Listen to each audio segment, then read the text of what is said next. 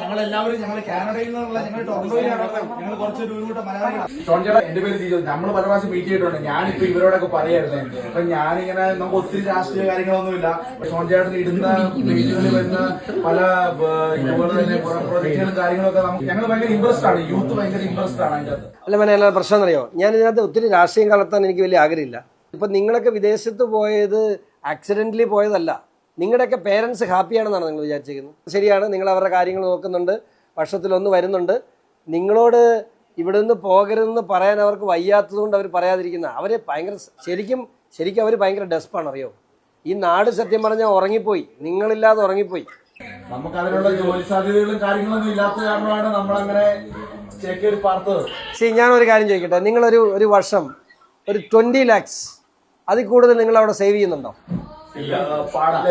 20 ലക്ഷം രൂപ നാട്ടിൽ തന്നാൽ തിരിച്ചു വരുമോ? അത് നമ്മൾ ചെയ്യും. അതാണ് നമ്മുടെ ലക്ഷ്യം. എന്നിട്ട് നമുക്ക് പാലായിൽ അടിച്ചു പൊളിച്ച് ജീവിക്കാം. നമ്മുടെ നാട് പോലെ സുഖം വേറെ എവിടെയും ഉണ്ടോ? ഞാൻ വിളിക്കും, ഇങ്ങ് പോരാൻ പറഞ്ഞ് വിളിക്കും. അതിനുള്ള സാഹചര്യം ഉണ്ടാക്കിയിട്ടേ വിളിക്കുള്ളൂ.